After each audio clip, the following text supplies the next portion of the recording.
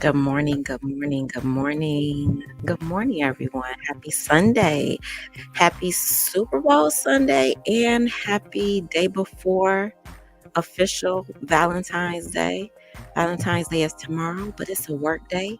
So probably most people will be able to get their, side chicks in today, side dudes in today, and then do something tomorrow. Listen, don't stop.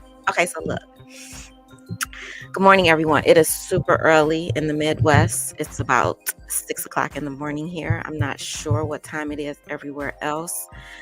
I needed to go super early. I tried to go live yesterday at about, I think my first live was scheduled for 4 o'clock, and I was unable to go live. It was an inability. There is this thing that happens when my world becomes very overwhelmed where I don't talk. So yesterday was a I can't talk day, pretty much. I shut myself down at about 7 o'clock last night because I think that's when I ate something I shouldn't have ate. So about 7 o'clock last night, I had to shut it down. I missed all of the parties, all of the YouTube celebrations. I had a YouTube thing I was supposed to be at midnight. Child, listen, I was sleep. Before I get started, I did it this early because I don't really talk early in the morning. So you are the first people I'm going to be talking to. And I wanted to document this, of course, on my channel because the universe is really universing in my life and in my family's life. And it crashed into my son this week. And so part of why I couldn't come yesterday was because um, the universe is just universing in general. So there wasn't, this is how I'm going to start. And it's really interesting to me that this is happening not just during Black History Month, all of the things, anything that happens during Black History Month that has to do with, race. We always be like, of course it's happening during Black History Month, but it's stuff that happens um, anytime. It just gets more emphasis because it's Black History Month. Well, it is still Black History Month, and I was already doing my study of the Between the World and Me by Ta-Nehisi Coates.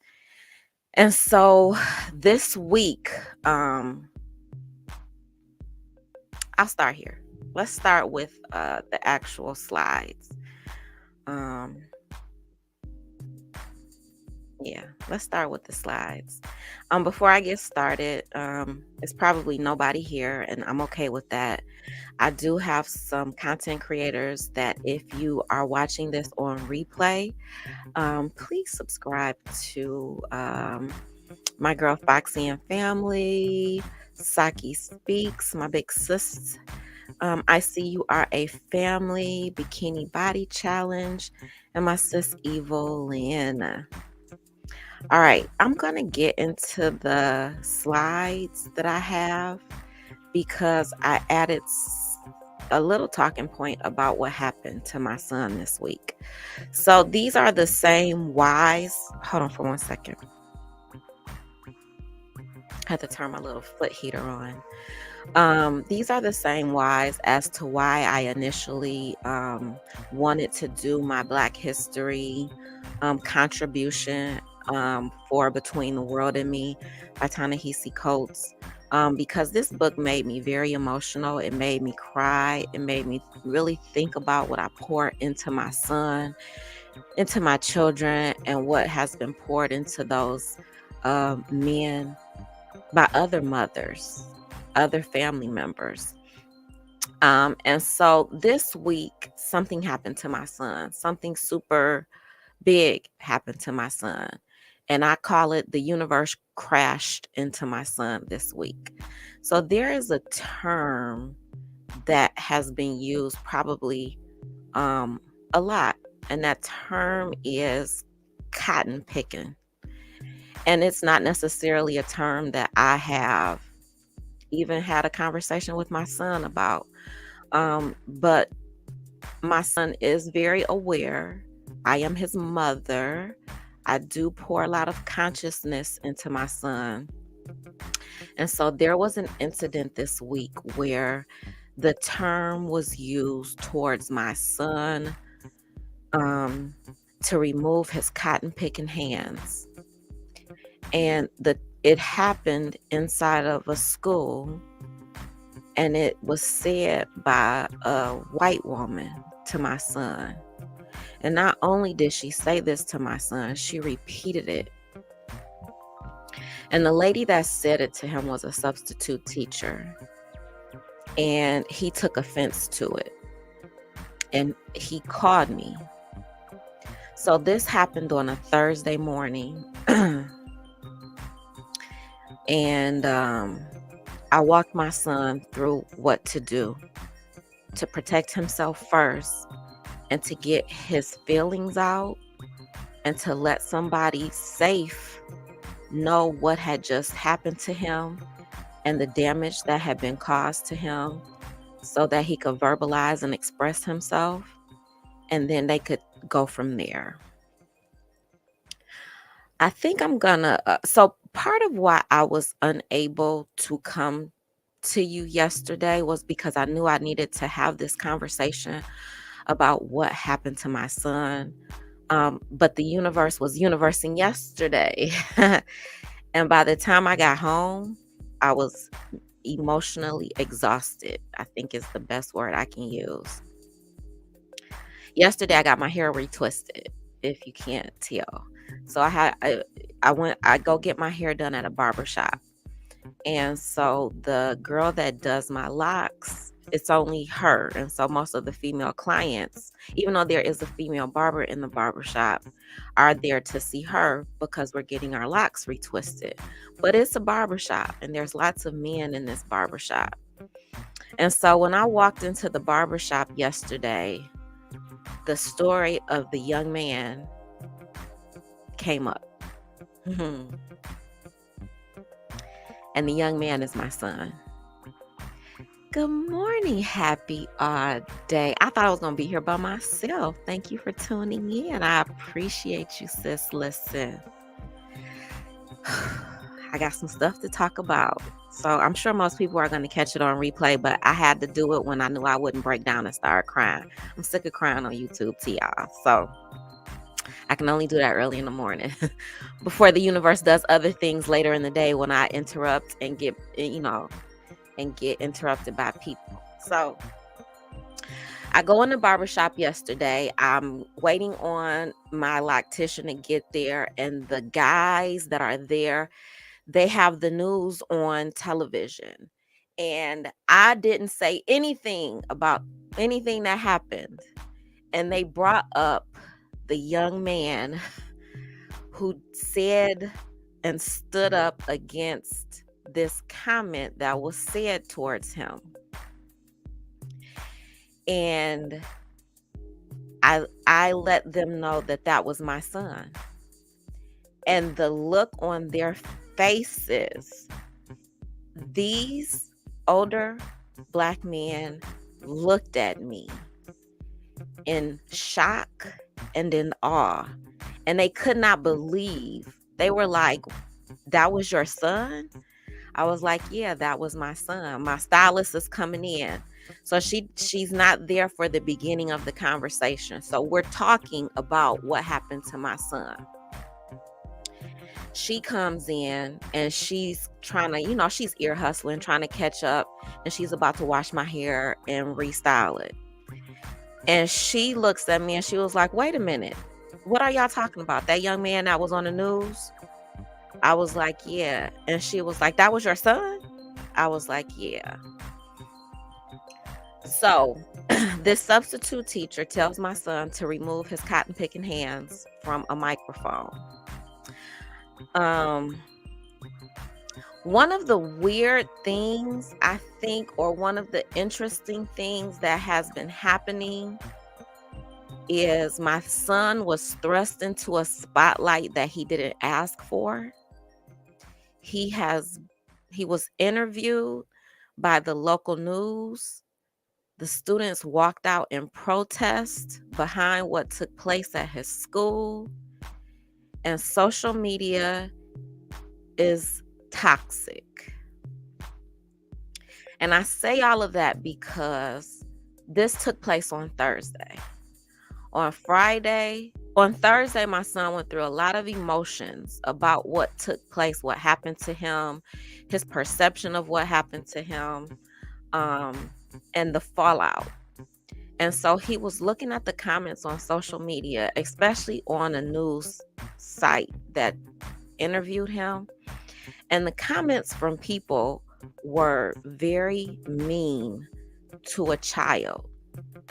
They were so mean and angry that this Black boy, this 16-year-old Black boy, verbalized something that made him feel uncomfortable. And it made him so uncomfortable, and it made him so angry that he called his mother immediately. I walked my son through what to do in that moment. So I'm gonna try to put this into further context. I'm not going to share the article per se.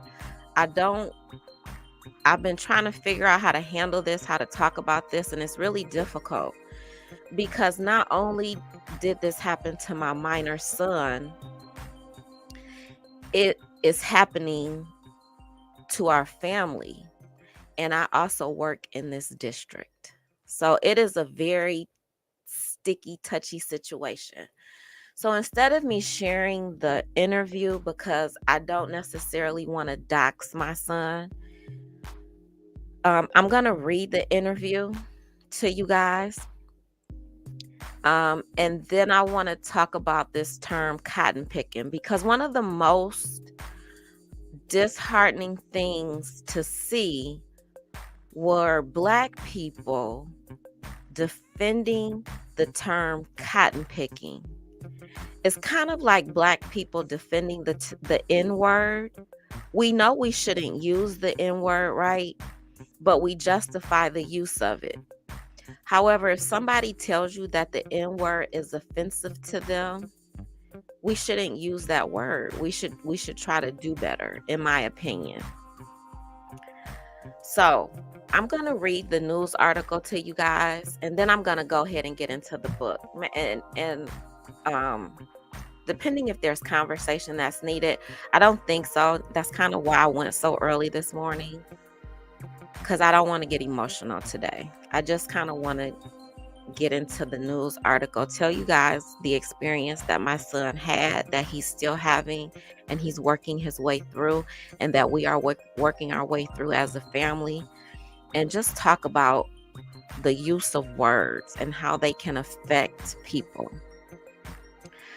So this news article is from a local television, a local news agency. A substitute teacher was recorded making a racist comment towards a Black student Thursday. I was touching the teacher's mic. I probably shouldn't have been doing it, said my son. She says to me, "Get your cotton picking hands off of that." The incident was recorded. When asked what she said, the teacher said it again. It wasn't the teacher, it was a substitute teacher. I don't think I comprehended what she said at first, and then she repeated it, my son said. "You cannot say that. That's really bad." So then she goes, "It's an old saying that we used to say." And so I go, "Who do you think they said it to?" The incident led to students at the school and another school in the district to walking out of the class in protest. We're tired of injustice. We're tired of having to face this in our schools. We're supposed to come to learn. We're done with it, said another student. The superintendent of the district said the teacher was removed and will not be back. She also will not teach anywhere else in the district. The administration immediately addressed the situation and removed the substitute teacher and worked with her contract services to make sure she's not back, he said. The superintendent also applauded my son for going to a staff member who deals with conflict. That's a real testament to the relationship that we try to build in our school, he said. Wilson said he just hopes the sub finds some love. I don't have any hate towards her. I feel like the only way that things are going to change is people have love for everything, my son said. After this article, after my son's interview came out, there was social media posts underneath the article, and people started bashing my son on social media, and my son saw it, and it made him feel away. There were people on social media defending the comment, and it made him feel away. And of course, it made me feel away. Yesterday, I had a Facebook friend defend the comment, and it made me feel away.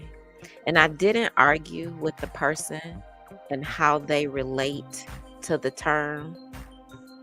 I just unfriended them immediately, and I didn't say anything. One of the things that I wanted to do before I get into the Ta-Nehisi story, though, is to talk about the term cotton picking. The Webster's Dictionary tells us that cotton picking, another word for cotton picking, is damned. It is used as an intensive or as a generalized expression of disapproval. There's a note to the term cotton picking in Webster's Dictionary. It is widely considered offensive. The adjective cotton picking is seen as belittling labor that millions of Black people were forced to do in the southern United States from the late 18th century and into the 20th century, first as enslaved people and later as sharecroppers. So that is the context that my son took the term when the substitute teacher said it to him. Now, there are other definitions to the term, but that one came from Webster's Dictionary along with a note of the offensiveness of the term. The people who support the term cotton picking are using this damned as a reason to be able to say it. And they're using another source to kind of reaffirm their belief that cotton picking is an intensifier used as a general term of disapproval. It is a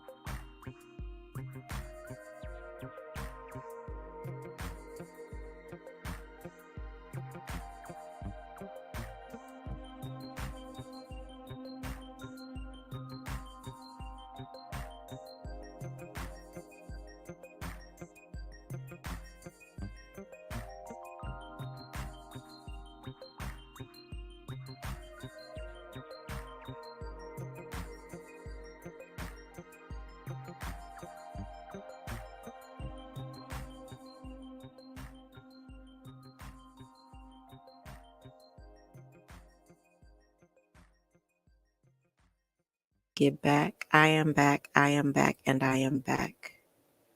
I have no idea what just happened, but literally the universe is universing. My internet just collapsed, and it's not even Wi-Fi. The internet literally collapsed over here. I have no idea why. Um, yeah, that was weird. I'm just trying to make sure everything is connected back, you guys. Give me a second. Okay. I look like I'm back here. I'm back here. Okay. That was weird. That was strange. The universe is universing very early this morning when I thought it was going to just let me, have a moment. But no. I hope you are able to get back. Happy left a comment while I was trying to figure out what was going on. I hate you and your family had to experience this. A lot of words and terms that they use, they grew up hearing. That's why they think it is okay. That is true. And a lot of Black people think that this term was okay as well, Happy. That's what's interesting about what's happening right now. All right, so I was in a second article, you guys. I was in a second article about the origins of the phrase cotton picking. And so this is what a lot of the people are kind of hanging their hat on about. It's okay to use the term. My mom tells me to, cotton picking this or cotton picking that. And these are Black people and white people. So it can come as little surprise that the term cotton picking originated in the southern states of the USA, where it is usually pronounced cotton picking. The expression began life in the late 1700s and differs from the 19th century Dixie term cotton picker. In the latter, it was derogatory and racist, whereas cotton picking refers directly to the difficulty and harshness of gathering the crop. This didn't extend to the specific expression, keep your cotton picking hands off of me. This no doubt alludes to the horny, calloused, and usually black hands that picked cotton. Of course, cotton picking must have been in use as an English phrase for as long as English-speaking people have picked cotton, originally without any racial overtones. There are numerous citations of cotton picking. Manual cotton pickers was tough work. So hello, learning to love myself. Thank you for being here. I appreciate you. Welcome to my early morning. I'm not crying this morning because I needed to do this early.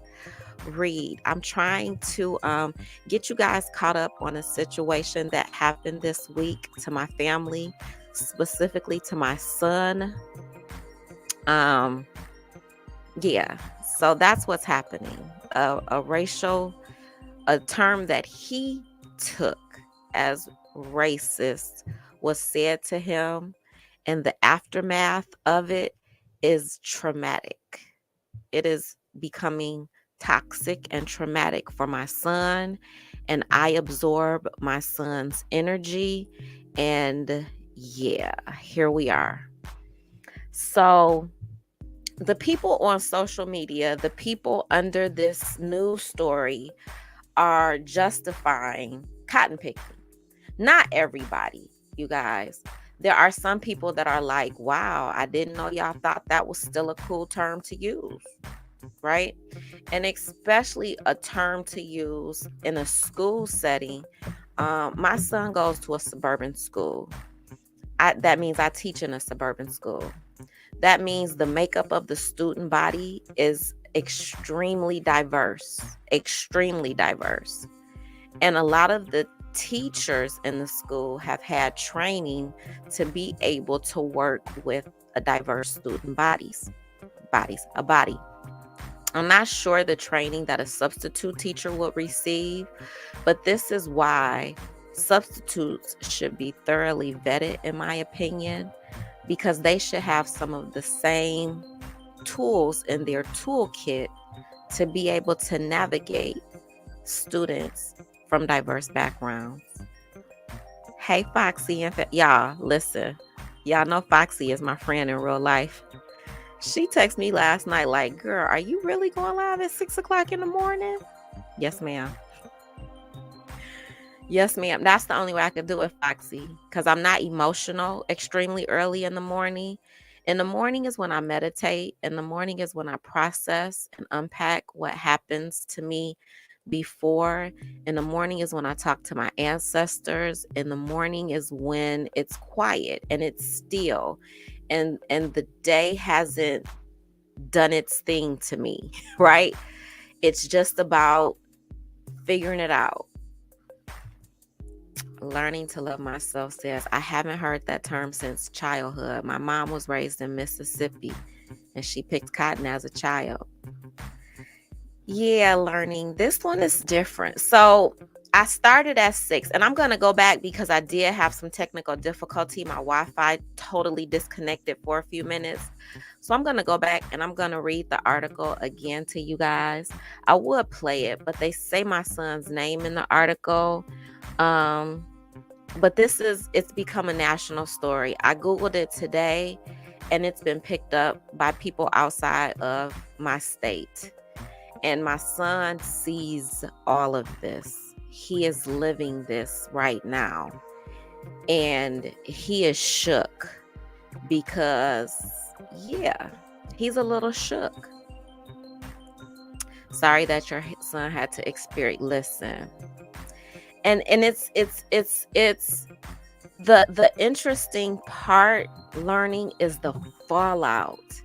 I didn't know so many people didn't care how human beings feel, right? My son was affected by something that a grown-up said to him. That's real facts. And the people who want to defend what this person said to my son first have to discount his feelings in order to justify what was said. It shouldn't matter how he felt about what was said to him.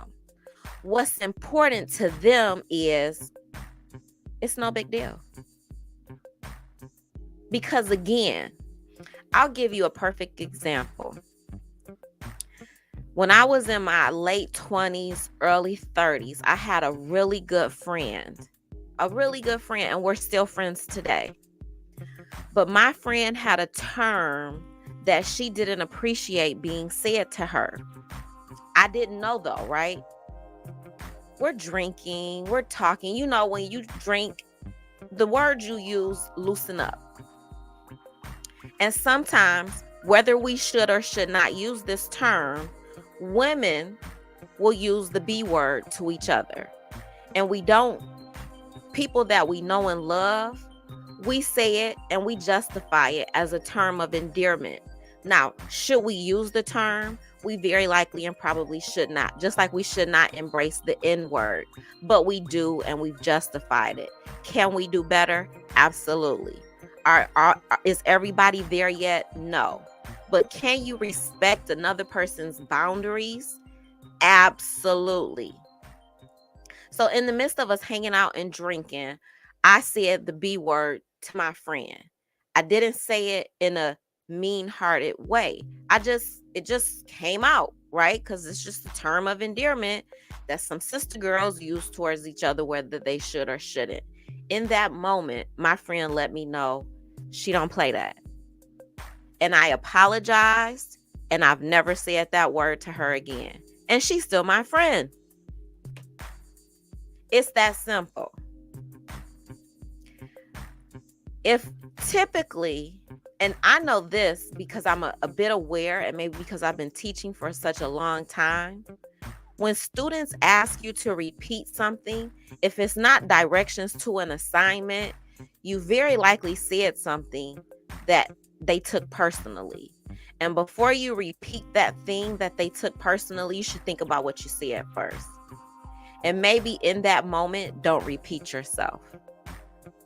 I've learned that as a teacher. That's a little tool that I have in my toolkit. right? Foxy said, I had to pull back because I am ready to go in on them. Yeah, so Foxy is my son's auntie in real life. In real life. Like, she the auntie who can look out her window and be like, girl, where he at? His car ain't in the driveway. That's Foxy in real life. She can be all up in his business. And so when I tell you the restraint that I'm having to have right now, it's hard. Because a part of me is a little gangster. And I got the same gangster fingers that these trolls have. And I got a gangster keyboard too. But I can't pop off. I have yet to be able to pop off about this situation since Thursday. And it's pissing me off. I can't pop off because I got to protect my son. And anything I say and do can and will be used against my son at any point in time. I can't pop off because I work in the district. I'm an employee of the district. I can't pop off because I believe the district did the right thing. They said this sub can't come back into this district and be in front of any child. So I appreciate that and I'm thankful for that. I can't pop off because I gotta be careful and I'm only moving in accordance with what's best for my son. And that is not what's best for my son right now. My son needs me to keep my shit together. So I'm working on it. And that's why I couldn't come in front of y'all yesterday. That's why I had to shut myself down and lay it down and process and continue to process. And I'm still processing. Well, hey, Jack the Voice. OMG. I'm so glad you are here. Child, listen, it's been a day. It's been a couple days. Happy All Day says, I know women who do, but I don't because I watch friendships end because of it. Yeah, Happy, like, it's people that use it and it's not a problem, right? Like, you gotta know who you talking to and who your people are. And for some people, it's not a big deal. It's not. And for some people, it is. You just respect people's boundaries. It's boundaries. You grow out of certain spaces, right? My son is 16 years old and he is aware enough that he understands the context of the term cotton picking. And he chooses to not want the term cotton picking used in reference to himself. And he's not the only child in that classroom that took offense to the term. He was just the one that was the deer in the headlight when everything went down. And what's more interesting to me is that this is not new. It's not new in this district. It's not new in any suburban district in the United States of America. There is a racial problem in suburban schools. Period.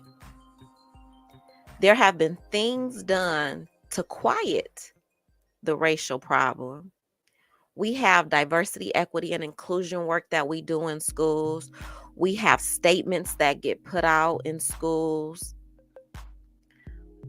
But there are children who are affected daily by racism in schools.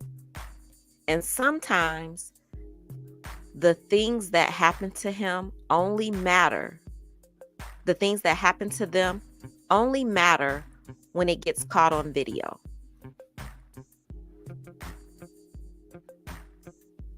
I'm going to say that again. Sometimes the things that happen to students that affect them mentally, physically, and emotionally only matter, only get awareness when it's caught on video. I'm going to leave that right there. I can't say nothing else about that. Happy All Day says gangster plus mom. People need to respect your calm.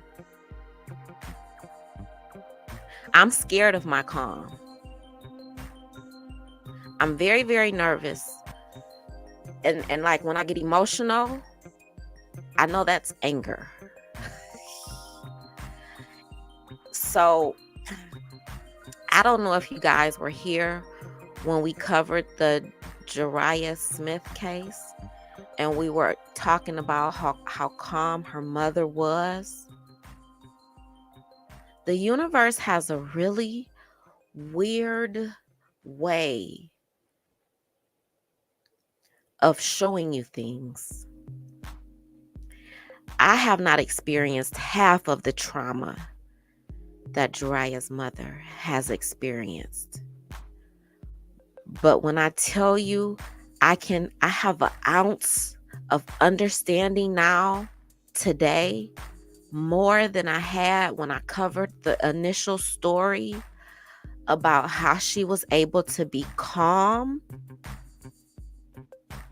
I understand a little better. I honestly understand. And if any of our conversation from that day made her feel any way, I would like to apologize. Because I get it. Because baby, listen, I'm trying not to be emotional.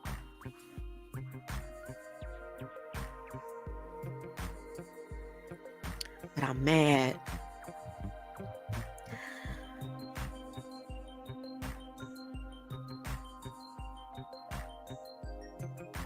I'm not hurt.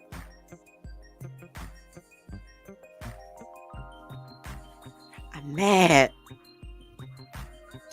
And I want to cuss.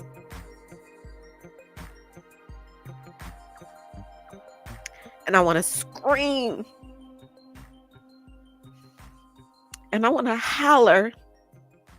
And I want to use my fingers and my voice to get at people. Especially people who are attacking my son.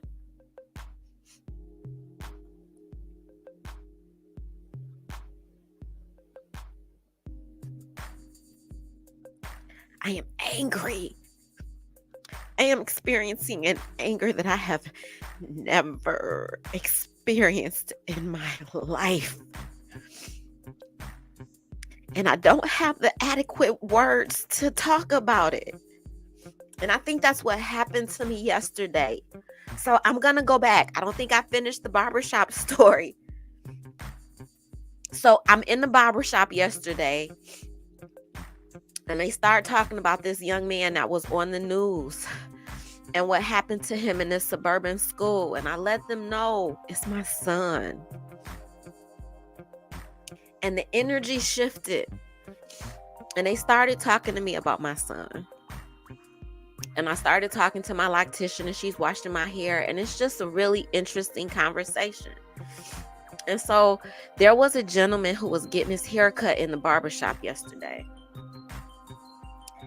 And as he got up to leave, he didn't say anything the entire time he was there. I honestly don't even remember seeing him in the barbershop getting his hair cut, y'all. So I'm sitting there and she's retwisting my hair and he comes up to me and he just looks at me and he was like, "That was your son?" And I said, "Yes." And I got my mask on, so I'm not expressionable. It's just my eyes. And he's staring at me. And he was like, "Good job." Y'all, I lost it. He said, "Good job, mama."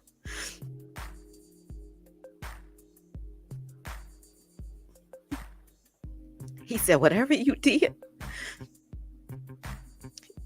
a good thing. I've never seen such a young man so clear about his feelings." You know, we have a thing where we tell boys they can't feel. They don't get to express themselves, that their feelings don't matter. How did we get here? How did we do that to men? Because they're going to turn into men. And this is why men don't know how to talk and communicate. Because when they do, we tell them that what they're saying is invalid, that their feelings aren't valid. My son is reading people and watching people tell him that what happened to him, it didn't matter.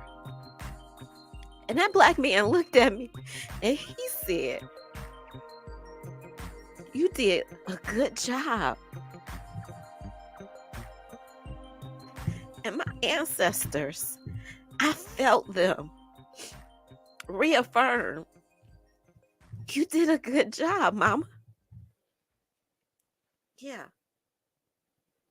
Yeah.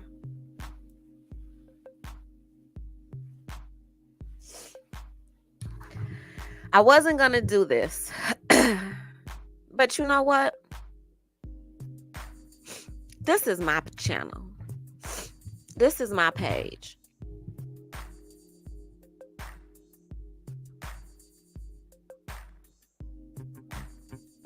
My name is Keisha. I am Organized Chaos.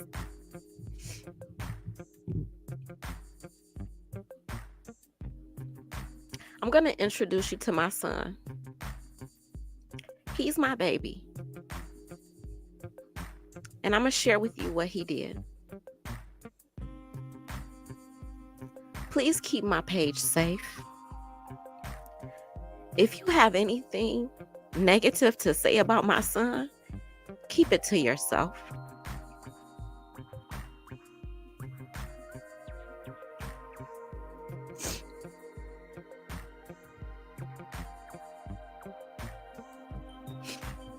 I'm going to share my screen.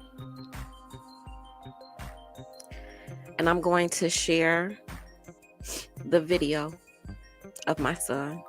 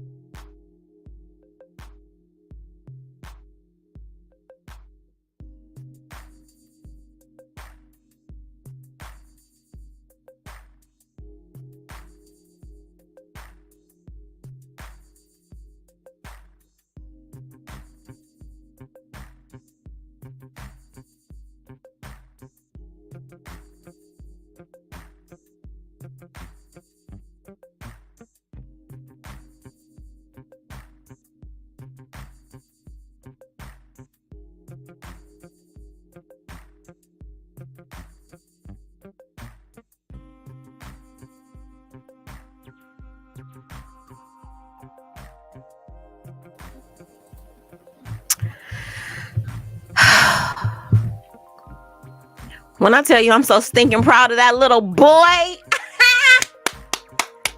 that's my boy. Y'all. You ever have the moment in life where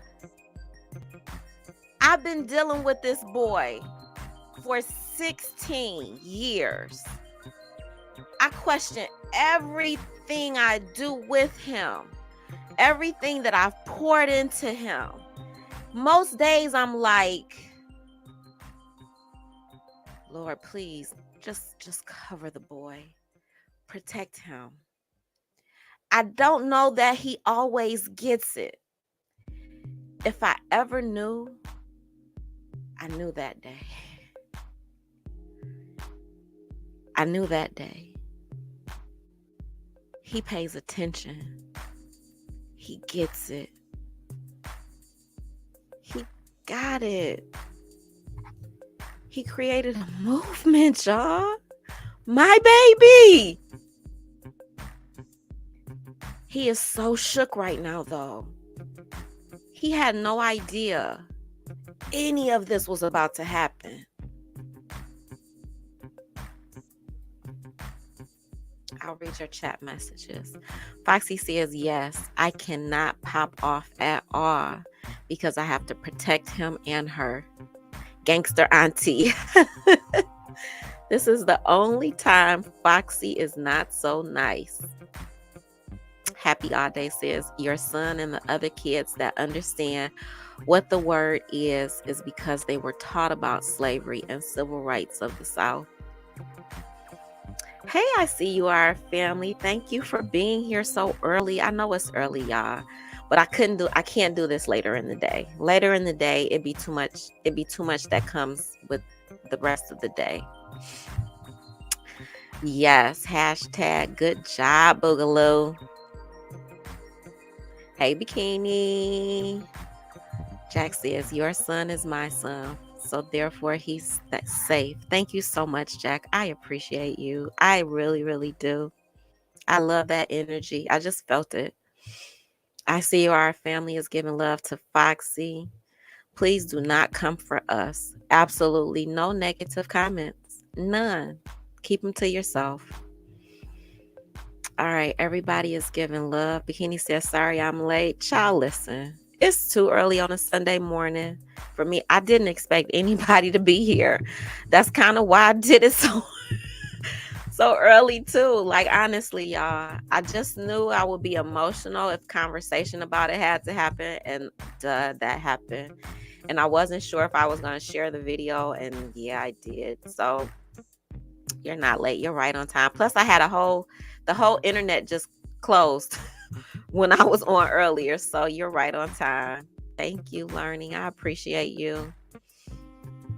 All right, you guys. So, yes, listen, I'm so stinking proud of that little boy, that little knuckleheaded boy who won't clean up after himself in my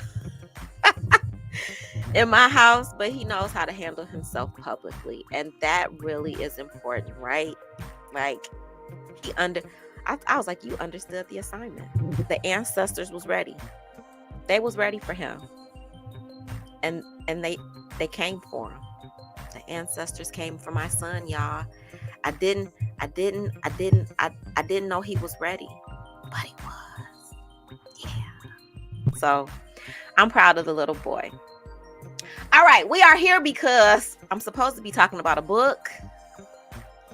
It's been an hour, and so yeah, let's get into the Between the World and Me. Thank you guys for listening to my story. Thank you for giving me a space to share it. Thank you for letting it be a safe space that I could share it. I just would appreciate if on the replay, in the comments, if you don't have anything nice to say, just don't say anything. It's okay to be quiet. It's okay to not comment on people's posts and YouTubes. Yeah, it is. All right, so let's get into this. Whew. Yeah, I'm stinking proud of that little boy. So we already did this one. And then the Screen died. All right, so we are on part 2 of Between the World and Me, my contribution to Black History Month. We know this book was written in 2015. This part, or this section of the book, Coates attends Howard University, and he evolves his beliefs significantly during this time. He constantly studies, reads, and questions everything. He turns to Chancellor Williams' The Destruction of Black Civilization as his main guidebook. He begins to think of Black people as kings in exile, severed from their nation by plundering Europeans, and keeps a mental trophy case of African heroes. Debating with older poets and his teachers challenges his views, which leads Coates to journalism. He starts to think about Black history more objectively and less romantically. At Howard, he meets Kenyatta Matthews, and she becomes pregnant at 24. He leaves Howard without a degree and moves with Kenyatta to Delaware, where he works as a freelance writer. The main event in part 2 is the police murder of Prince Jones, whom Coates met at Howard. This is an episode of police brutality in which the officer is not charged. Coates begins to write about Jones' murder and develops a rage at both the police and all of white America.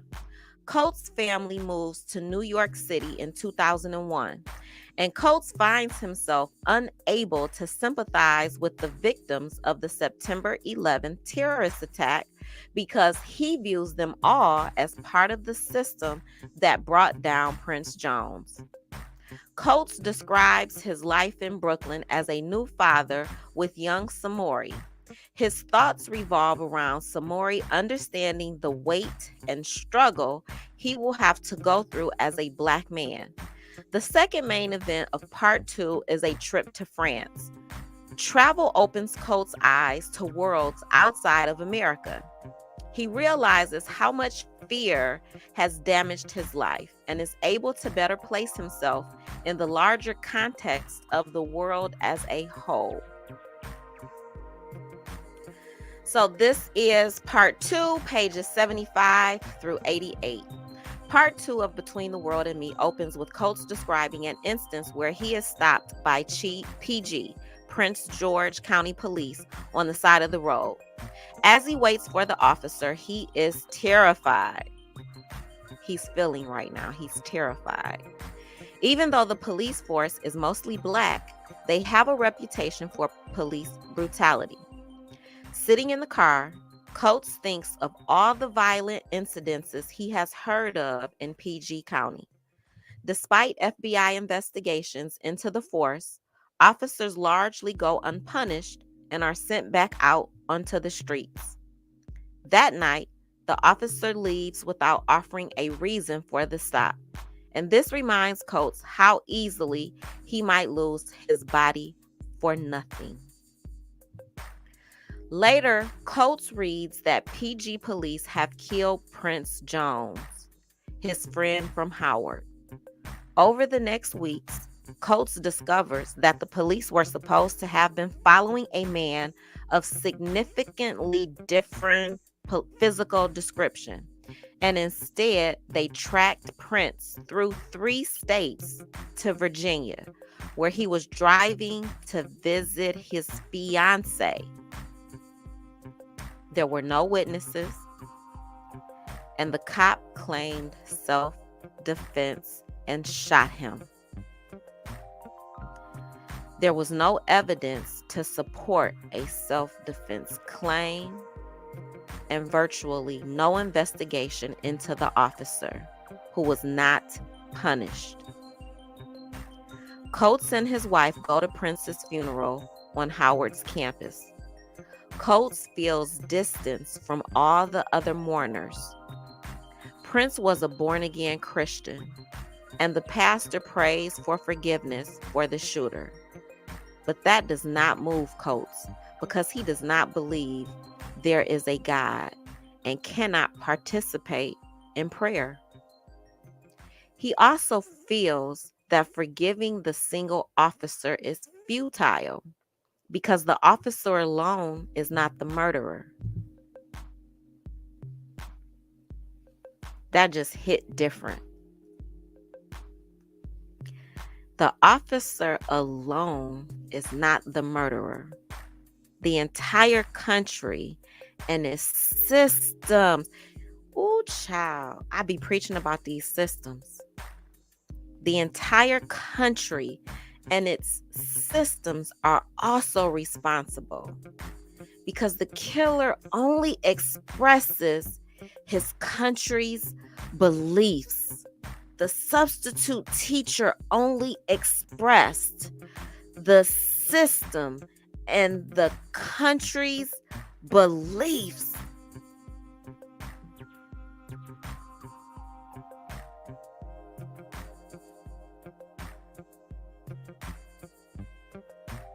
Prince's death increases Coates' fears for Samori. Prince has successfully escaped the ghettos, which consumed so many, moved on to higher education, and actively lived out his Christian faith. But none of this saved him from getting killed. Coates urges Samori to think about all the effort, investment, and love that Prince's family poured into him over the years.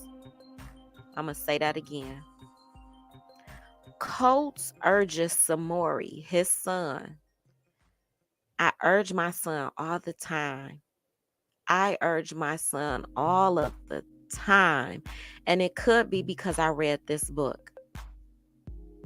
Coates urges Samori to think about all of the effort, the investment, and the love that Prince's family poured into him over the years.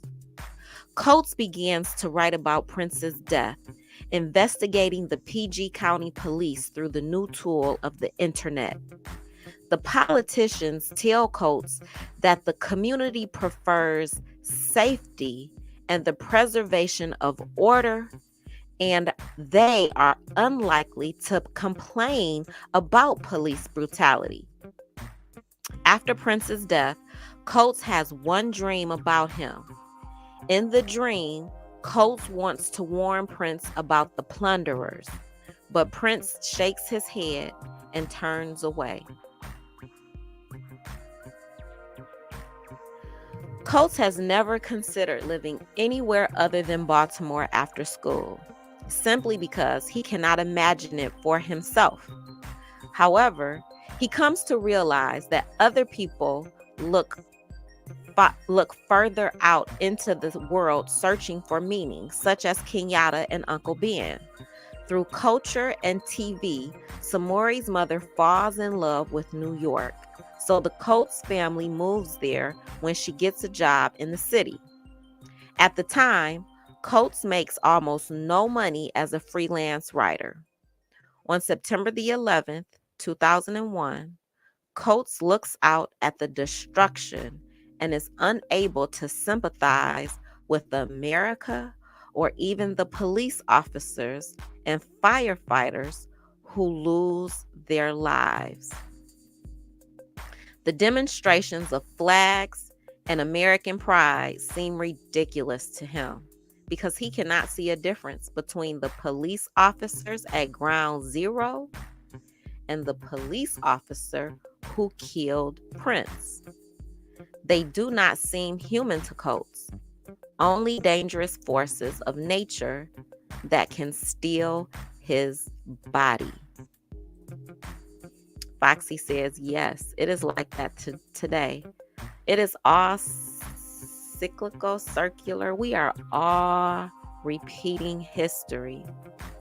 It is how we handle it and how aware we are of it that changes it.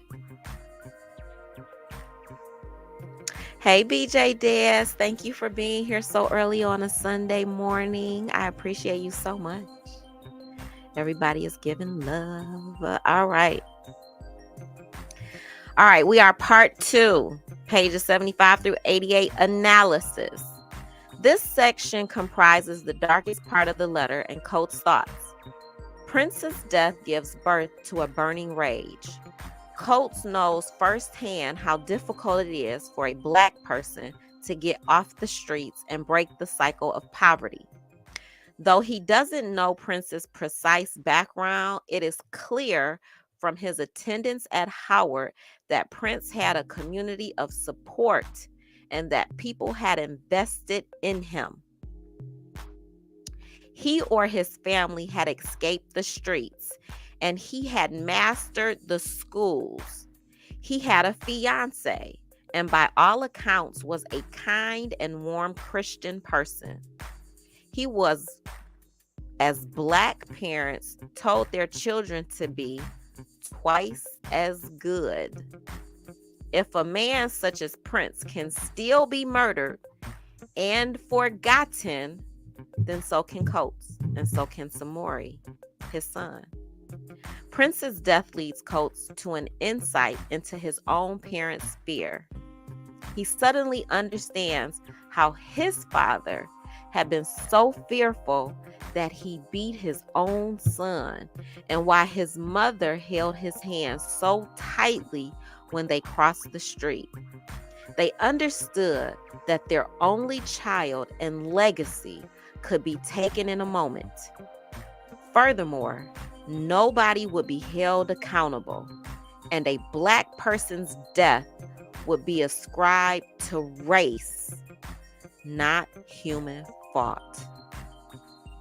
Coates urges Samori to consider how it was not only Prince's body that was plundered, but also all the effort and love that had been poured into him. This reveals much about how Coates views the Black body. By considering all the lost effort and love when Prince dies, Coates does not think of a body as just flesh and blood, but instead as a vessel for that person's family, their ancestors, and all the history contained herein. This is why Coates views the Black body as so precious. He realizes that his own parents view him as their legacy, and he sees Samori that way as well, especially given that Coates does not believe in God or an afterlife and cannot connect with the idea that Prince is with Jesus during his funeral. It makes sense that the physical body is of the highest importance because it is the ultimate vessel and connection to the rest of the world. Deep. That is deep. Coates' anger over Prince's death pushes him to a painful point on September the 11th, 2001. After the terrorist attacks on the World Trade Center in New York City, he describes his heart as being cold, and he cannot feel sympathy for the first responders in his new city.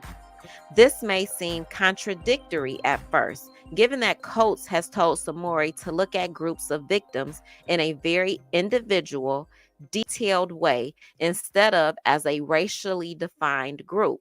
After all, Prince had been shot by a Black cop in a Black neighborhood.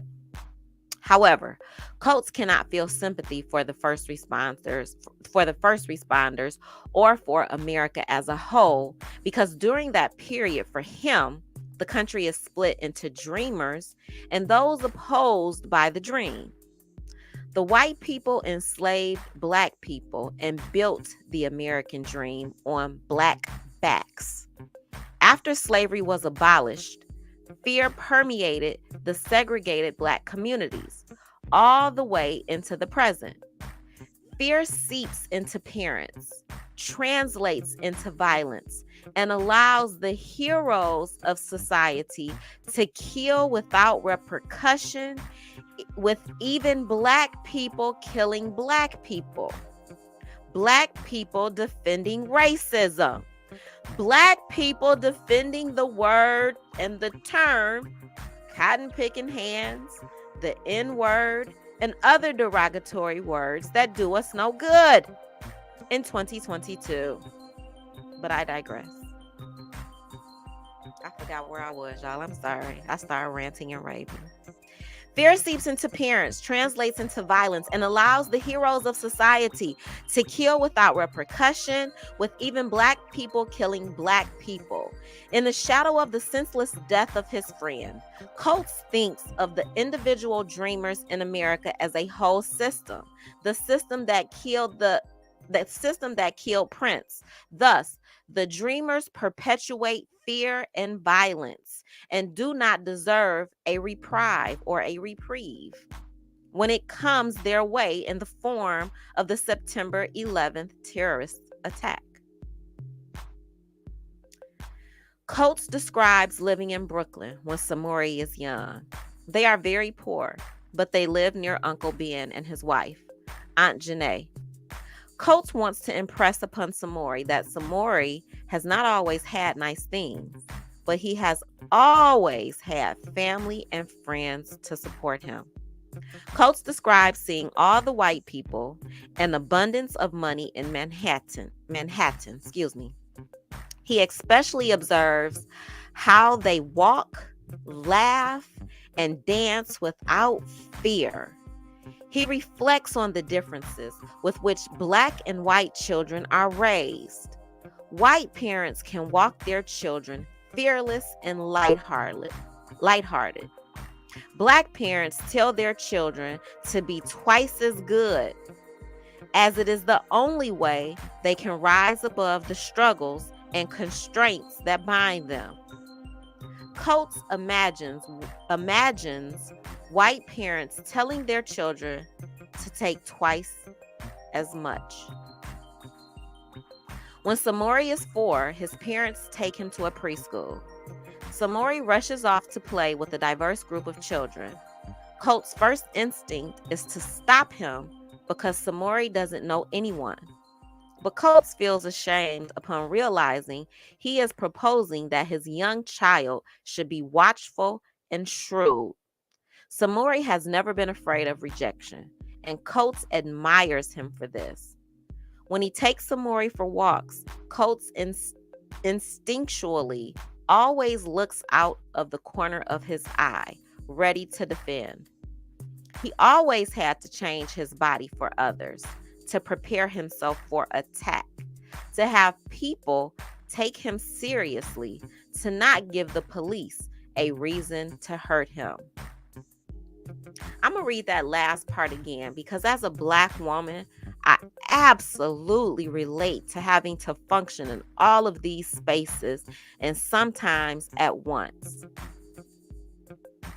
He always had to change his body for others, to prepare himself for attack, to have people take him seriously, to not give the police a reason to hurt him. Coates describes a time when he took 5-year-old Samori to see a movie. Afterwards, a white woman pushes Samori because he is moving slowly, and Coates yells at her. When a man defends the woman, Coates pushes the man, who threatens to have him arrested. The incident shakes Coates because he realizes that in attempting to protect Samori, he actually endangered him. That's why I can't get gangster right now. That's why I can't have Twitter fingers right now, because I am aware and I understand that in trying to defend my son today, I might do more harm than good. The incident shakes Coates, but he realizes that in attempting to protect Samori, he actually endangered him. He resorted back to the fear-inspired violence of his youth to protect his son's body. Had Coates been arrested, one of Samori's first memories would have been his father being assaulted by the same police who assaulted so many other Black bodies. Coates knows that he made a mistake, and the mistakes of Black men always cost them double. Coates points out that in his experience, people who believe they are white are obsessed with exonerating themselves from any suspicion of racism. Nobody will ever admit that they are a racist or personally know any racist, even when acting clearly racist. It is far easier for Americans to think it is their own hard work that has earned them the American dream. While acknowledging the bad days of the past, those who believe they are white are raised to believe that those unfortunate days are over, despite the evidence of the prison systems, ghettos, and police brutality. Few Americans have the courage to truly acknowledge these horrors and the fact that the country was built on the backs of slaves. All right, analysis. This section highlights the differences between Black and white parents, which are rooted in lived experience, fear, and willful blindness to the past. As an adult living in New York City, Coates has more of an opportunity to explore beyond his neighborhood. He discovers the gap between himself and the white population, and that there exists a clear association between money, race, and fear. Simply by going from his home in Brooklyn to Manhattan, the difference in income astounds him. Most of the people spending money at restaurants are white people. White people dance without insecurity, even when they aren't good at it.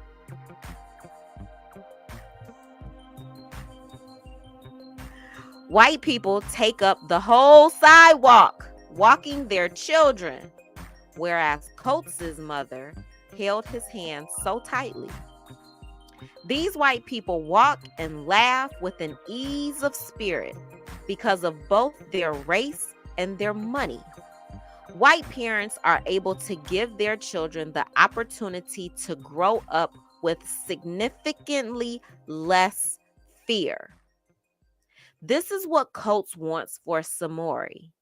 And it is clear at the time of writing the letter that he has gone a long way to accomplishing it.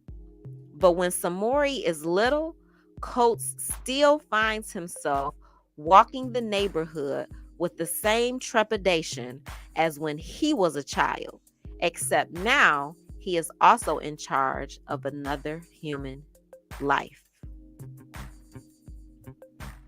BJ Dad says, wow, but this is very true. It is still relevant today. Yes, you guys, please hit that like button if you haven't done so. If you haven't subscribed, please subscribe. Even as a parent, Coates has to constantly pay strict attention to his body language so as to convey that he is not a threat, but that he is worth being taken seriously.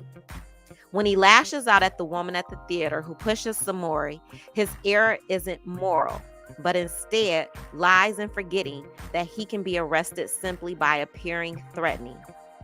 This constant, indirect control over his body by white people essentially requires him to prove over and over that he ought to be counted as a person. This is the essence of needing to be twice as good.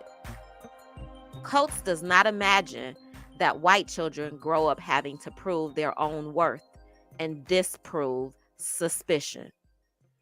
Twice as good is not something he wants Samori to experience, though he knows Samori will still have to understand the gap between Black and white.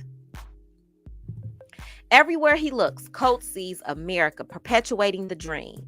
He calls the reader to action by stating that people who believe they are white seem chiefly concerned with convincing themselves of their innocence, or at least making sure they appear innocent to others. I want to pause right here. I hope I remember As a Human is where I'm going to pick it up. I love how Coates continuously uses this phrase, and he's using it very purposefully. He says, who believe they are white. Who believe they are white. There are white people who believe they are white that are not white. Their DNA would say, you are not white. Okay. I just like how he purposefully uses that term. As a human, it is difficult to come to grips with the knowledge that something you were raised believing is seriously flawed, like the freaking term cotton picking hands. It is a flawed statement that Black people should remove from their vocabulary, and white people should never say towards a Black person. Now, if y'all white people want to use it towards each other, that's y'all business.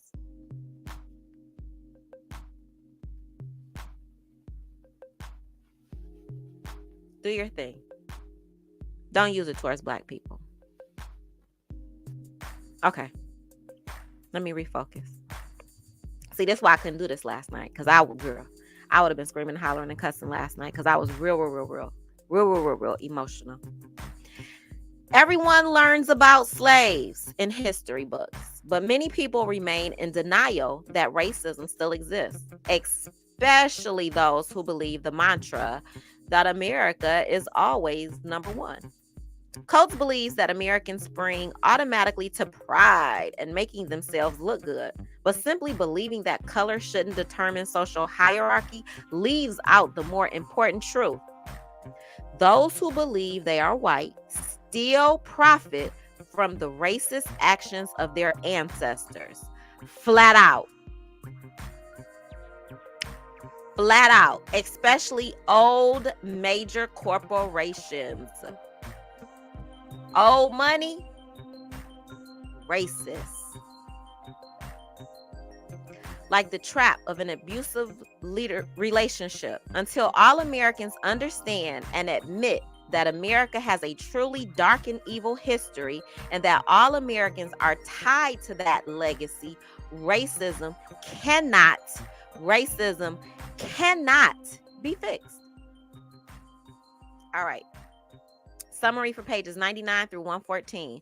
Coates remembers taking Samori and his cousin Christopher to visit the Civil War battlefields of Petersburg, Shirley Plantation, and the Wilderness. He recalls a video on the fall of the Confederacy and how the end seems sad instead of jubilant. Everyone there admires the weapons, but nobody seems to think about their real and violent purpose. He tells Samori that the Civil War was not about slavery and the robbery of Black bodies. The greatest material interest of the world at that time, the slaves in America were worth about $4 billion. And cotton was America's primary export. The family learns about Abraham Bryan and his family fleeing their farm in Gettysburg to escape George Pickett. America portrays the conflict as a narrative in which both sides fight with courage and valor, obscuring the mass enslavement and murder perpetuated in the South. The dream consists of this dishonest innocence, furthered by historians and Hollywood. Coates wants Samori to know that America's tradition is to destroy the Black body. As Coates pictures the Confederates charging the Bryan farm, he sees them running toward their birthright, the right to destroy Black bodies. The labor isn't borrowed. The labor isn't borrowed. It is violently forced.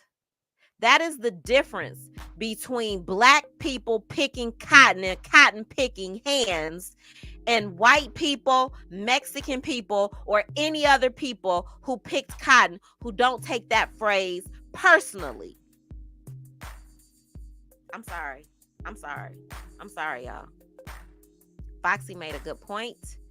If you came in late and you missed the beginning, after I got disconnected, I kind of refreshed and restarted. You will understand exactly what I'm talking about when I speak in reference cotton picking and cotton picking hands. There was an incident that happened to my son. Yeah, the labor isn't borrowed. It is violently forced. Coates launches into a chilling description of the physical atrocities committed against slaves. He quotes Senator John C. Calhoun, who says that the greatest divide in America is not between the rich and poor, but between black and white. Well, excuse me. Let me get some water real quick, you guys.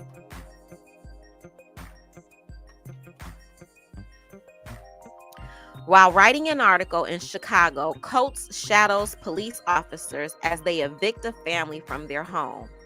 He thinks about the weight of humiliation that the father must have borne and watches it translate into anger toward the police.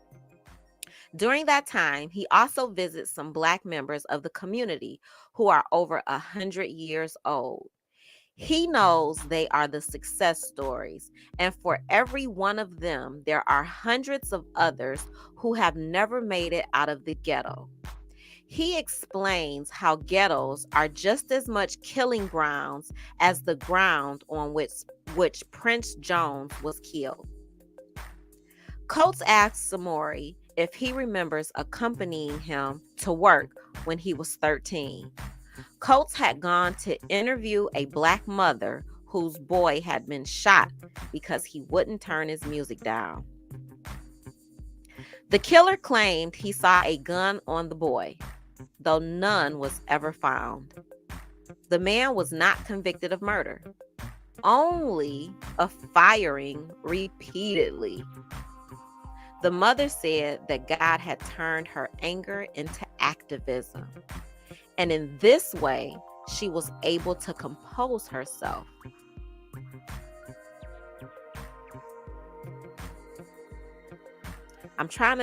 In my head, I'm trying to figure out where I'm at with the anger being turned into something else. And I don't think that I'm there yet. I think I'm still processing all of this in real time. And I'm still taking it in. And my son's energy is not right yet. And I'm trying to get him stabilized. The mother said that God had turned her anger into activism, and in this way, she was able to compose herself. She spoke directly to Samori and told him that he mattered, that he had a right to be himself. I haven't held my son and cried since he was little. I kept my son home from school Friday, and I held my son, my 16-year-old baby, and I cried with him. He had a right to have a problem with the term cotton picking. He had a right to find safety in that moment and to define how that term used towards him made him feel. And I let him know, I'm going to always support you, and your voice matters, and I'm proud of you.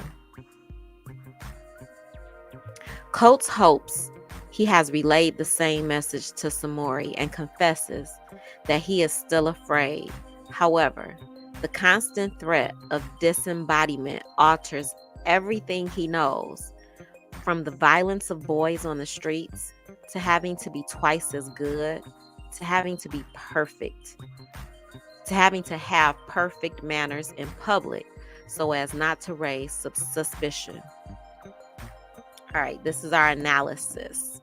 One significant aspect of this section is how Coates emphasizes the sheer violence against slaves and how remnants of that violence are still present today. He takes Samori and his cousin to the battlefields because he wants them to understand from an early age that the Civil War was unapologetically fought over slaves, their own people. Despite whatever the boys will learn in school, their ancestors are viewed as nothing more than an industry to make money. In Civil War era, white Americans believed it was their right to steal black bodies. To accomplish this, violence had to be involved, as it is not easy to get a living person to submit to a lifetime of torture. Coates doesn't sugarcoat his truth for Samori. Owning people involved hitting, whipping, bashing their heads, raping their women, and burning them like cattle. For so long after slaves were freed and no longer monetized, the right of white Americans to put black Americans in their place through violence and murder persisted unchecked and encouraged. Even still, the violence continues in the streets of housing projects and through police killings. Even where there is no violence, systems that categorize black people as lower members of society abound through mass incarceration, the usage of derogatory terms, and underrepresentation in higher education, legal systems, and politics. Coates tries to explain to Samori the weight of living as a black person in America. And that's a weight that I don't think a lot of us unpack and understand. We just kind of live, understanding some of these things, but not really fully living in it and letting it guide us on our journey. Even as a young boy watching white America on TV, Coates felt the gap between his world and theirs and the weight from that realization of that separation. This is nowhere more evident than on Civil War battlefield grounds. America has eulogized its Civil War as a conflict between states in which both sides were noble and brave, neglecting the reality that Confederates were fighting to keep black bodies enslaved. Coates takes Samori to these historic places in the hope that Samori does not fall into his own dream, but becomes a conscious citizen of the beautiful and terrible world. And on Thursday, you guys,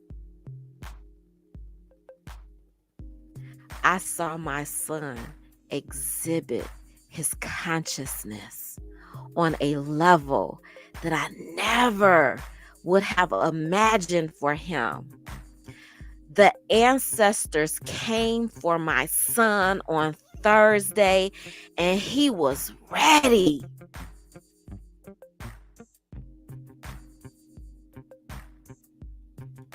And it is a weight. And the aftermath is real. I can only imagine historically those children those mothers, those fathers who stood up for anything, understanding that their bodies could be trampled over because of their voice. And it's bigger than proud. It's surreal. The surrealness of what I feel, of my son finding his voice, of being in this space today at this time on part 2 of something that I started last week before I even knew what was going to happen to my son this week. And for this to be part 2 of a journey that I started not knowing any of this is surreal to me. It is appropriate. It is appropriate. And so I don't even know what that is, girl. That might just be French ghetto version of something. He did good. He did good. He is my hero. Coates' experiences of witnessing an eviction and bringing Samori to work while he interviews a woman whose child was killed for playing music too loud are 2 more examples of how systems in America work against Black people. The eviction itself isn't necessarily racist, but it is built on a racist foundation. That's one of the things that some people don't understand. And one of the reasons that I use the word system so much is because the things that are happening were built on a racist system. That is why statistically, Black people are affected at a higher percentage rate from these systems than white people are. The data is there. Statistically, there are more people incarcerated in America, but statistically, Black people are not the majority of the people in America. It is the system that caused that to happen.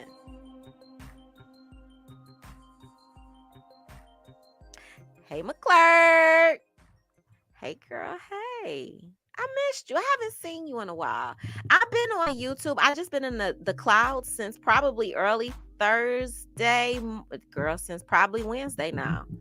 I can't really talk or engage in conversations because I'm dealing with my trauma. It's been something. I'm so sad. I missed the after hours last night, and I'm so sad. I was sleep. I went to sleep at literally, I laid down at 7 o'clock last night, y'all. I couldn't function anymore. I could not function. I was overwhelmed is an understatement. Amen.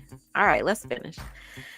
Okay, the eviction isn't necessarily racist, but it is built on a racist foundation. Coates describes this system that keeps families on the edge of financial ruin in the projects and ghettos as elegant racism. White government plans neighborhoods full of public housing, and Black people are steered toward those neighborhoods in the form of denied bank loans and realtors who make sure more desirable neighborhoods remain white. Facts. There is data. We ain't even gonna talk about redlining and insurance rate, child. That's a whole nother conversation. Next, the violence previously described within the ghettos make these neighborhoods dangerous. And on top of that, there is great shame associated with living in these neighborhoods. The anger that the evicted man has toward the police comes out of feeling powerless and ashamed. Thus, the main message communicated by the existence of ghettos is the inhumanity of Black people. It is for this reason Coates believes there are just as much of a killing ground. They are just as much of a killing ground as the actual killing grounds of Prince Jones and the woman's son who was murdered for loud music. All right, this is a summary of pages 114 to 132. Coates says he measures the progress of his life by looking back on himself as a boy in Baltimore and believing that boy will be proud of him now. Though he never mastered the streets or the schools, he has his family and he is a successful writer. He has spent his life searching to understand the gap between the world and himself. He finds joy in the constant struggle, which has reshaped his thoughts several times in his life. I want to sit there for a minute on that because I think that is really important and it is really interesting. When we talk about who we are, when we talk about our thoughts, we are allowed to mature. We are allowed to grow. We are allowed to get new information, new informed. We are allowed to be informed about things that we may not have been informed about previously and to change our direction, to change our focus. I am about to go somewhere that I didn't know I was going to go today. Yesterday, I saw some really terrible things happening on YouTube. I saw some beautiful things happening on YouTube. Miss Val went up on Hear Her's platform. I don't know if it was yesterday or the day before. Every day is Thursday today. And she calmed Hear Her down. I appreciated that.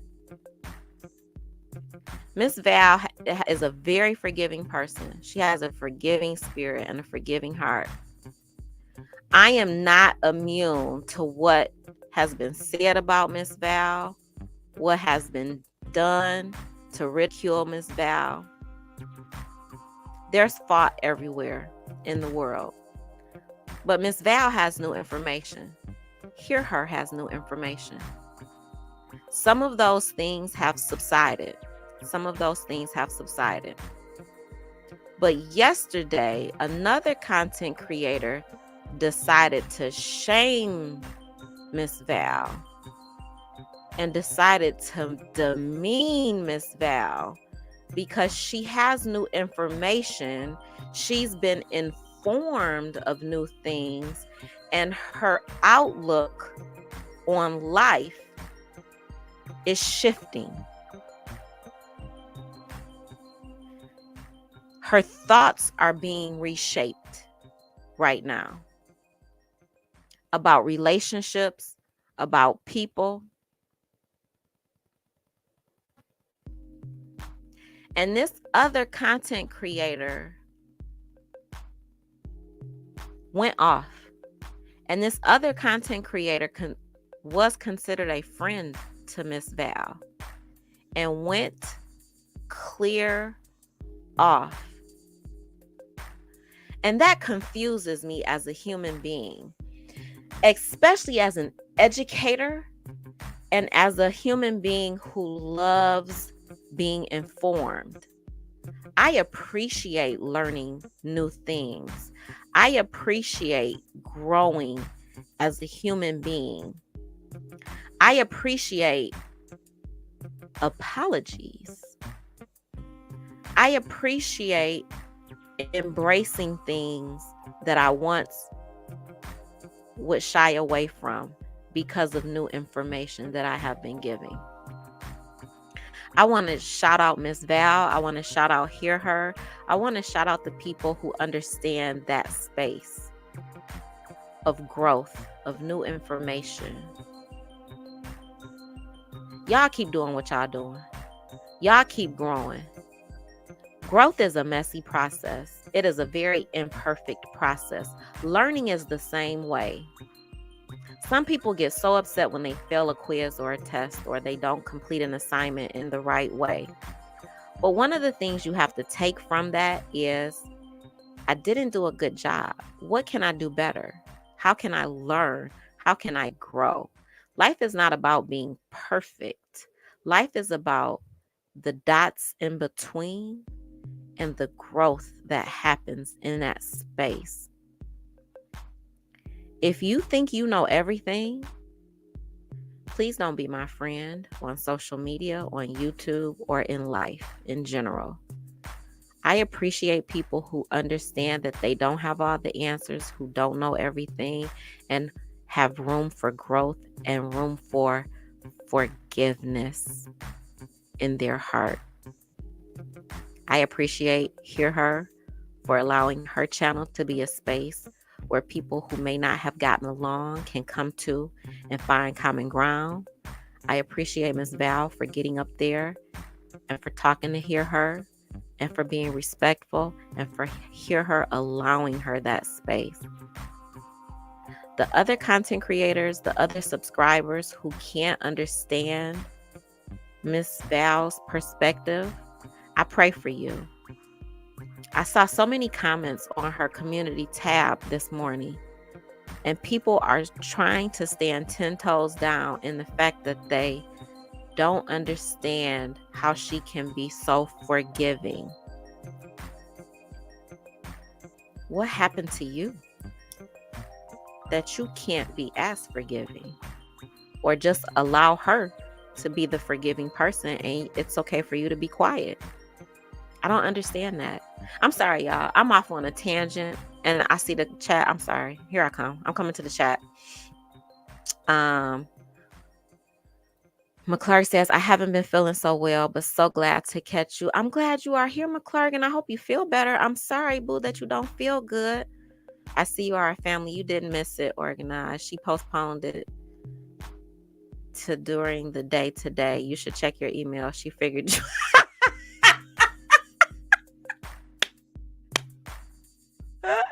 Child, you already know. I was knocked out.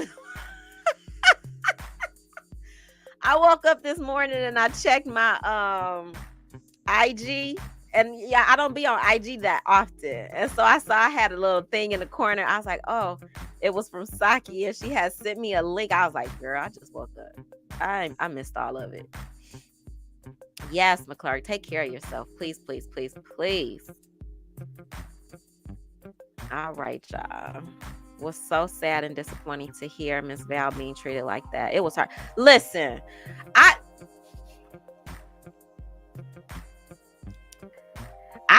I'm in awe at people's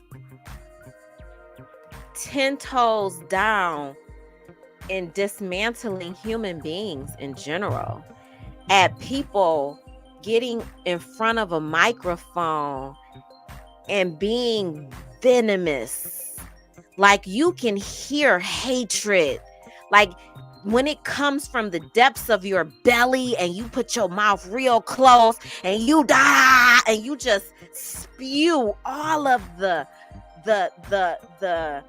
sludge and the hurt and the anger that lives in you, and you allow that energy to go towards another human being. I am in amazement at how you live your life.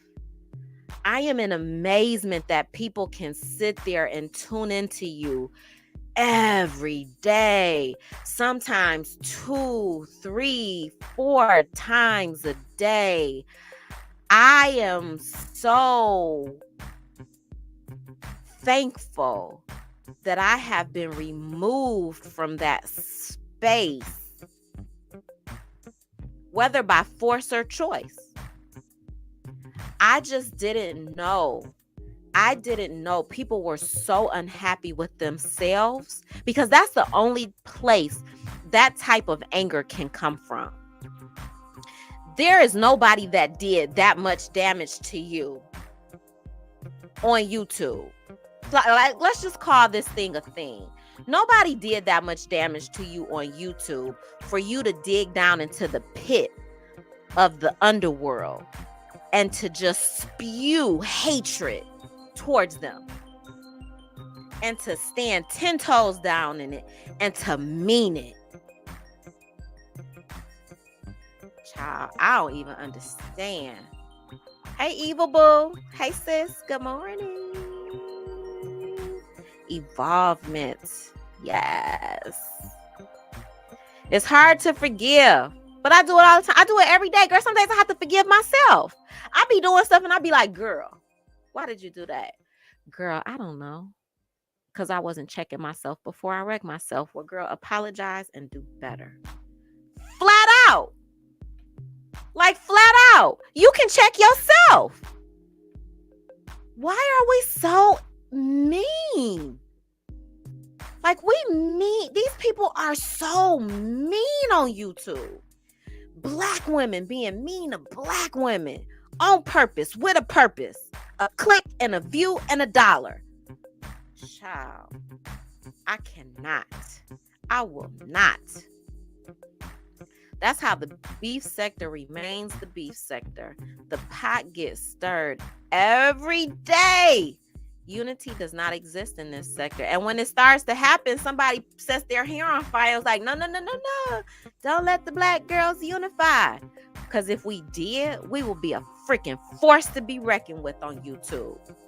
You know what I'm saying? Like, can you imagine if all the black content creators could just focus and just stay out of other people's business and focus on their own?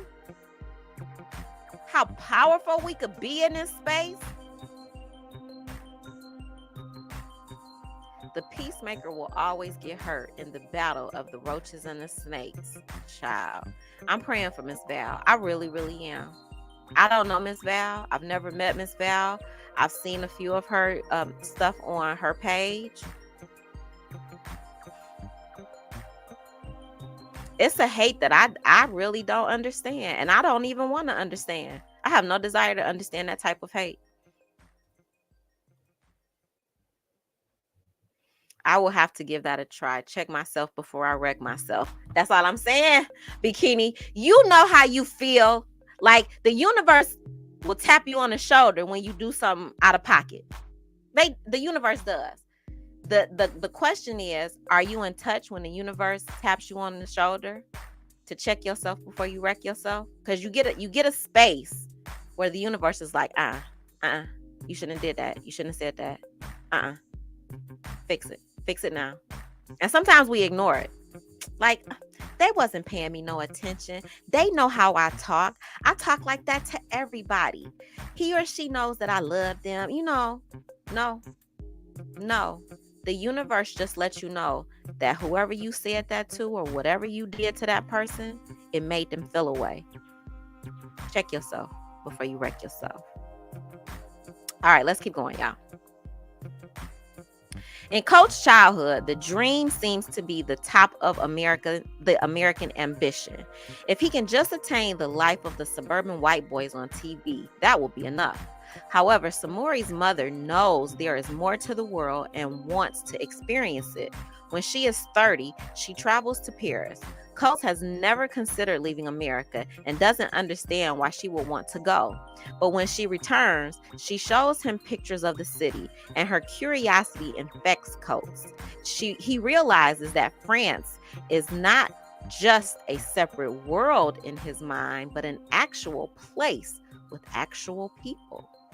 In retrospect, Coates sees that these bridges to other worlds are all around him.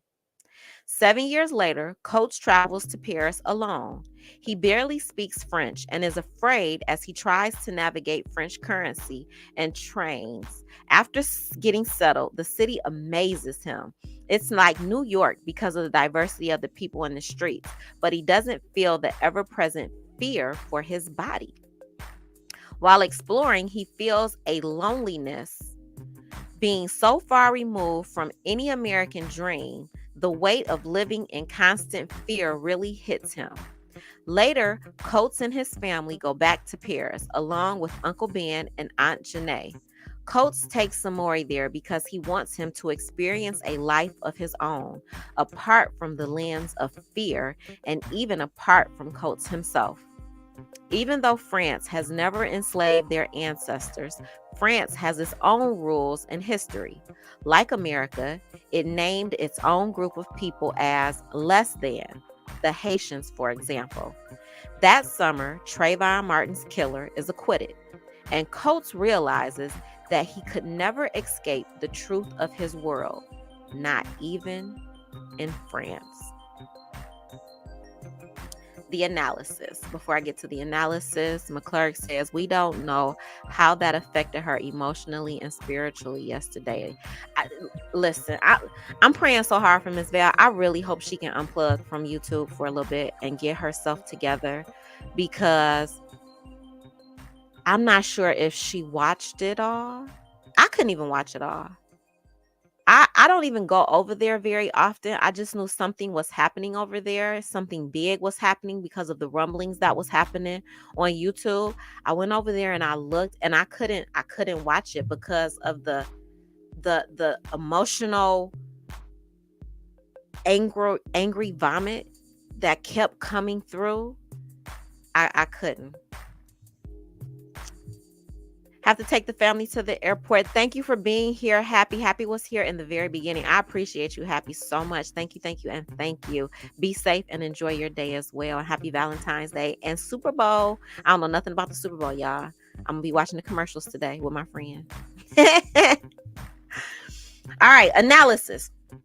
This section focuses on how travel impacts Coates by showing him a new world in which the color of his skin does not immediately define him in the eyes of others. The fact that Coates never considered traveling is surprising. By reading and researching so much in college, he had traveled a long way in his mind. He was amazed by and in love with the diversity and ecstaticism of the students. The exoticism. I think that's how I say that word. That's a new word for me. Exoticism. That's it. Exoticism. I got it. Of the students at Howard. He knew that the first girl he fell in love with from Bangladesh entranced him, in part because she carried a heritage from some other world. He thinks of himself as an intellectual searcher, but not as a physical traveler. Kenyatta's trip to Paris is the beginning of a major change for Coates. He says she already knows more of the world than him and has always been compelled to see more of what the world has to offer. At the time that she travels to Paris, France is just a mental picture to Coates, like an exercise in imagination. When she returns and shows him pictures from Paris, he starts to see the city solidify and realizes that there are people there as real as people in his own life. When Coates travels to Paris on his own, the trip presents a schema change.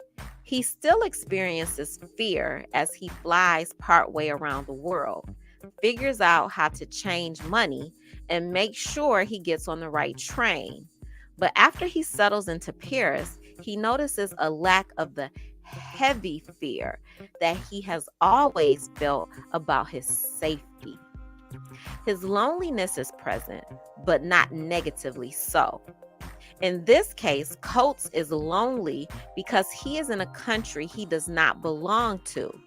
In his own country, he feels lonely in his constant fear for his body because he knows the history of America and that its traditions dictate that he, like all Black people, is the negative part of America's equation. In the country in which he belongs, he doesn't really belong. In Paris, in the midst of not belonging, Coates is freed from some of the mental chains that had bound him since childhood.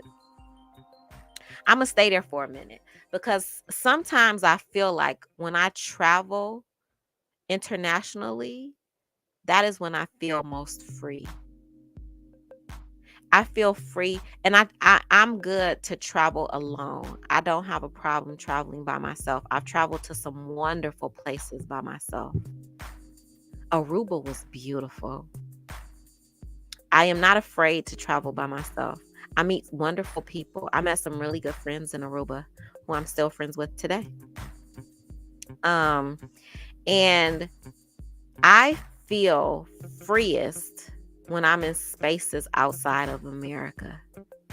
I never could quantify it. I never even thought about it, honestly. In all honesty, I've never thought about it until this moment when this analysis says this. I'm going to go back and read a little bit of this. It says, His loneliness is present, but not negatively so. In this case, Coates is lonely because he is in a country he does not belong to.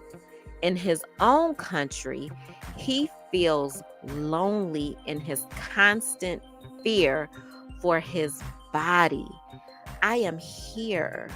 I be feeling away because of my children and the need to protect them. And for some reason, especially my black son, I feel this because he knows the history of America and that its traditions dictate that he, like all black people, is the negative part of America's equation. In the country in which he belongs, which is Paris, he doesn't really belong. That's not his country. He wasn't born there. He doesn't have people there. In Paris, in the midst of not belonging, Coates is freed from some of the mental chains that had bound him since childhood. Evil says, sorry, y'all. Still getting truck situated to roll out today. Oh, no, Evil, you're good. I think this is more of a listening session today than it is. But if you want to, type in the chat, you guys are free to. All right, let's finish this up. Due to his fears and harsh upbringing, Coates has built walls around himself to protect him and his loved ones at all costs. Even in Paris, it is hard for him to let his guard down. Consequently, he feels as though he has missed part of the experience of living by being on constant guard. While Coates wants Samori to experience a fearless life, he also needs Samori to know that being distanced from fear cannot erase the struggle he will go through. Samori still recognizes the permeating gap in America between black and white, which he perceives strongly when Michael Brown's killer is not indicted. Coates wants Samori to remember that America has always used black bodies for self-interest. America has always used black bodies for self-interest. That is the last of part 2. Yes. McClurg says, Godspeed on your journey today, Evo. Be safe out there and hit that record button for all of us who love the trucking ASMR and the cursey words of it all. Bikini says, it's okay, Evo. I'm reading it to you, Evo, just in case you're just listening. I know you're busy doing your truck thing. All right, you guys. Thank you. Thank you. And thank you. I appreciate you more than you know, more than I can express. You can tune in to anybody and you're here with me today. I appreciate that so much. I am honored. Thank you for listening to me. Thank you for allowing me the space and the grace to be transparent. Thank you for supporting my son. Thank you for praying for him. He needs that. He needs as much positive energy as he can get. My son is being affected traumatically by what happened to him. And it is my job to stand in the gap for him. And yeah. I will be back next week with the final session of Between the World and Me by Ta-Nehisi Coates. And if there are any updates about my son, I will share them with you as well. Thank you for being here. I love you. If you missed the beginning, if you would like to meet my son, rewind. There is in the very beginning, there's going to be, unless I edit it out, there will be some downtime. Something did happen in the very beginning, and my Wi-Fi cut out and StreamYard went away, but the feed was still here when I came back, so I just continued. I might edit that out later. We'll see how I feel once it's all up on the YouTube, and it does all the YouTube things. So yeah, y'all, I appreciate y'all. I love y'all. And I'll see y'all later. I might feel like being in some chats today, but I got some things to do today, y'all. The ghost is over there cooking me dinner. I don't know if he started yet, but it's gonna be good. And then the Super Bowl, and it's Valentine's Day early celebration. So happy Valentine's Day, y'all. Happy early Super Bowl Sunday, and I will see y'all when I see y'all. I love you. Have a good Sunday. Happy Valentine's Day.